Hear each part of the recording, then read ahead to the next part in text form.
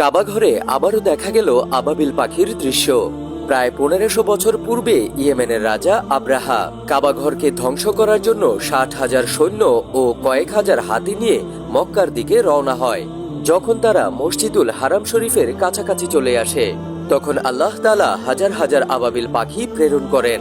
পাখিগুলো আল্লাহর নির্দেশে পায়ের তালুতে 2টি ও ঠোঁটে 1টি করে পাথর নিয়ে আসে। সেই পাথরগুলো আগুনের স্ফুলিঙ্গ হয়ে পুরো বাহিনীকে ধুলার সাথে মিশিয়ে দেয়। সেই হাজার হাজার আবাবিল পাখি আবারও দেখা গেল কাবা ঘরের উপরে। মক্কাবাসীরা এটা দেখে অনেক খুশি আর বলছে এই আবাবিল পাখিগুলো কাবা ঘরকে তাওয়াফ করতে এসেছে। কাবা ঘরের উপরে এরকম দৃশ্য মাঝে মধ্যেই তারা দেখতে পায়। সুবহানাল্লাহ। আপনি ইসলামিক ভিডিও ভালোবাসলে ভিডিওতে লাইক ও চ্যানেলটিকে সাবস্ক্রাইব করুন। কাবা ঘরে আবারও দেখা গেল আবাবিল পাখির দৃশ্য। প্রায় 1500 বছর পূর্বে ইয়েমেনের রাজা আব্রাহা কাবা ঘরকে ধ্বংস করার জন্য 60,000 সৈন্য ও কয়েক হাজার হাতি নিয়ে মক্কার দিকে রওনা হয়। যখন তারা মসজিদুল হারাম শরীফের কাছাকাছি চলে আসে, তখন আল্লাহ তাআলা হাজার হাজার আবাবিল পাখি প্রেরণ করেন।